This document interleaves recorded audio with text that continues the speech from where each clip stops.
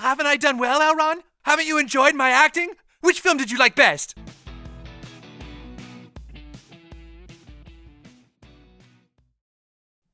Number 10. Christian rock. Season 7's Christian Rock Hard comments on the commercialization associated with organized religion, using the Christian music industry as an example. Wait! Walk out that door, token, and you'll regret it the rest of your life. Christians have a built-in audience of over 180 million Americans. If each one of them bought just one of our albums at $12.95, that would be... In an effort to become rich and win a bet with Kyle, Hartman forms a, quote, unique Christian band with Butters and Tolkien called Faith Plus One. While he claims to be doing God's work, his music just replaces words like baby with Jesus. All we have to do is cross out words like baby and darling and replace them with Jesus.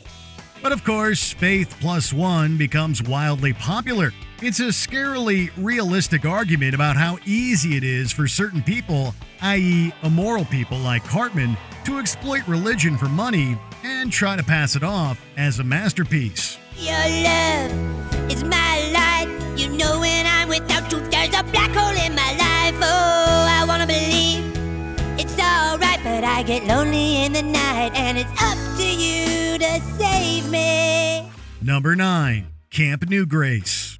After again finding himself on the receiving end of one of Cartman's pranks, Butters is accused of being bi-curious. Not that he knows what it means. Is that true, son? Are you feeling confused? Yeah, I'm pretty confused, all right. You see? So his dad sends him to Camp New Grace, where extreme Christians strive to pray the gay away. Not surprisingly, the kids are wrongfully taught that there's something wrong with them, resulting in self-loathing and anxiety. That's right, Bradley. I think we're well on our way to being healed. We've got another one, room 22. Oh, darn it.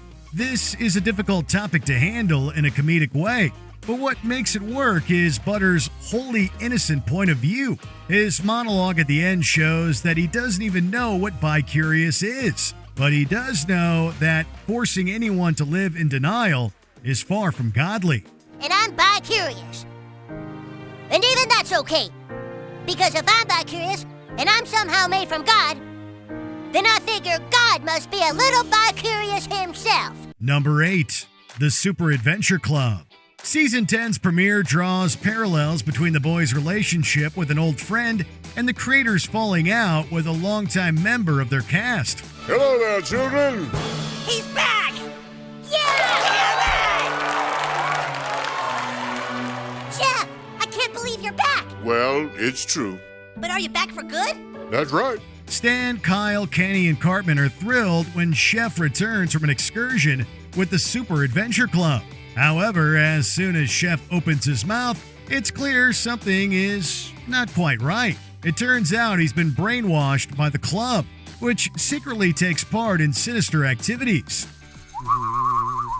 How would you like to join the Super Adventure Club? No. Dude, what are you doing? As hard as they try, the boys are ultimately unable to save Chef. In Kyle's speech at the end, he blames Chef's loss on his involvement with the nefarious club, a nod to Isaac Hayes' decision to leave the show due to anger about their criticism of Scientology. We shouldn't be mad at Chef for leaving us. We should be mad at that fruity little club for scrambling his brains. Yeah, he's right. Number 7. Showing a certain prophet. Making the 200th episode of the series, this South Park storyline features nearly every celebrity they've ever taunted building an alliance to get revenge on the tiny mountain town. All of us together can put a stop to the slander coming from that town once and for all. No longer will they make snide remarks about whoever they want. Specific emphasis is placed on the issue of the Muslim prophet Muhammad, which had gotten Trey and Matt in hot water before. Well aware of what they're doing and the risks they're taking, they portray Muhammad as full of magical goo that makes him off limits to mockery. Who is the one person on this earth that is completely free from slander? You want Mohammed because he can't be ridiculed? Muhammad has a power that makes him impervious to being made fun of. What if we could harness that power. If you haven't watched this two-parter, it's because you're technically not allowed to. Censorship has made both parts pretty much impossible to find. Still, it may be said that the creators showed remarkable integrity by standing by this satirical work of art.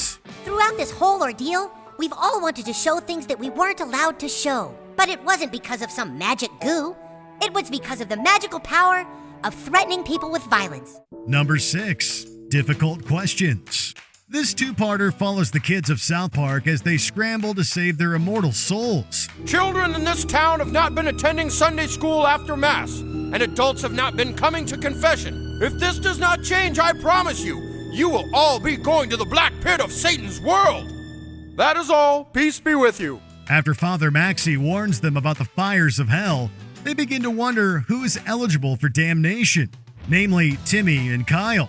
Their fears lead them to take extreme measures to protect themselves, with Cartman turning into a very vocal fire and brimstone preacher. There is only one answer. As kids, we must abandon this town of sin and start anew. The episodes tackle questions that almost everyone has asked, but the creators managed to make these common anxieties both relatable and funny. Oh, and there's also a fun B-plot that chronicles the romance of Satan and Saddam, two great characters that haven't appeared since the movie. What took you so long, baby? Saddam, I'm just here to talk. Great, let's talk! Number 5. Mel Gibson. Mel Gibson's The Passion of the Christ was one of the biggest films of 2004, and it garnered lots of controversy upon its release. I've seen The Passion 34 times now, Kyle. You haven't seen it once. So, how could South Park not weigh in? In this episode, Kyle is horrified after seeing Gibson's movie, prompting him to question whether his people should feel guilty for the crucifixion of Jesus. Well, if you really care about your friend's soul, then perhaps show him the way of Jesus. Remember, Christianity is about atonement. Wait, that's it. Atonement! Of course! I know what I have to do now. Thank you, Father! Meanwhile, Cartman starts idolizing Gibson and uses his apparent anti-Semitism to justify a revamp of the Nazi Party.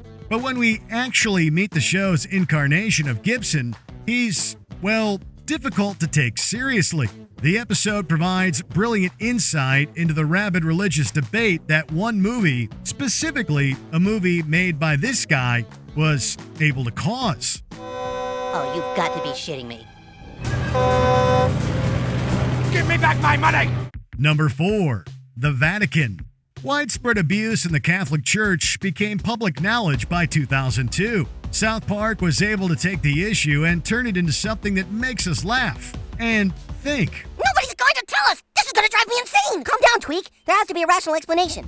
In the Season 6 episode, the parents in town decide to become atheists in protest of the infamous scandals. Meanwhile, Father Maxey, South Park's resident priest, travels to the Vatican to put an end to the abuse, which in this universe applies to Catholics everywhere. If we don't change the holy document of Vatican law, then we might lose everyone to atheism. It culminates in Father Maxey criticizing the church for straying so far from the meaning of Catholicism by blindly following dogma written thousands of years ago.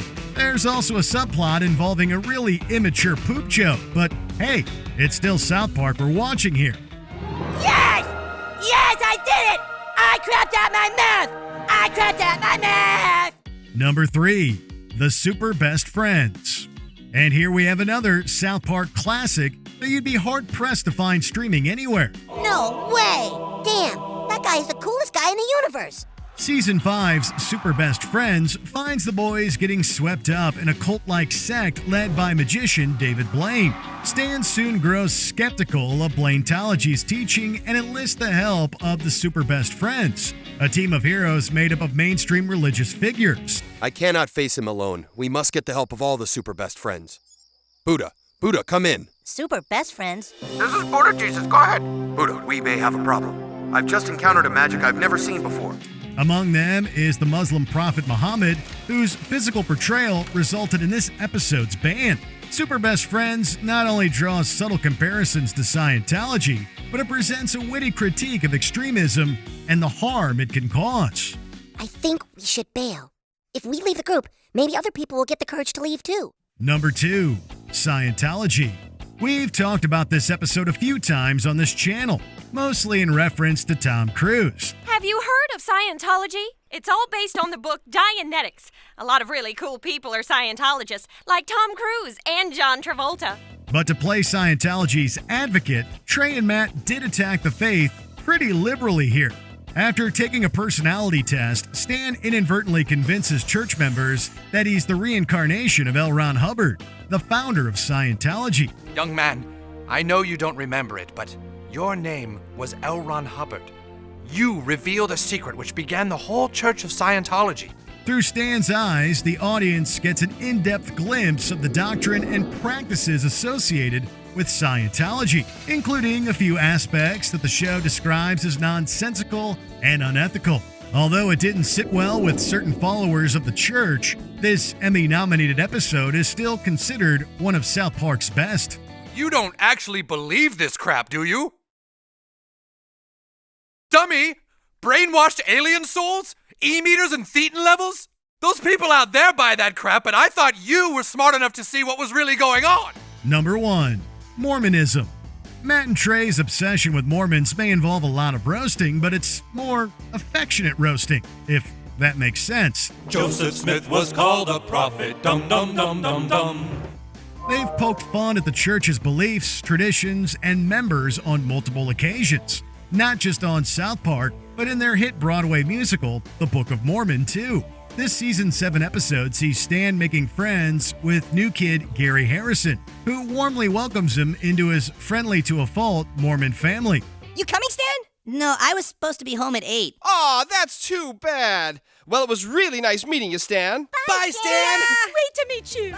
What makes All About Mormons so great is that it's able to call out the parts of the faith that seem far-fetched, but simultaneously express appreciation for the same culture. Not every show could pull off this delicate balancing act and still come out with a poignant and hilarious product. I have, in my possession, an ancient book written on gold plates that tells of Jesus Christ's second coming, here, in America. In America? Really?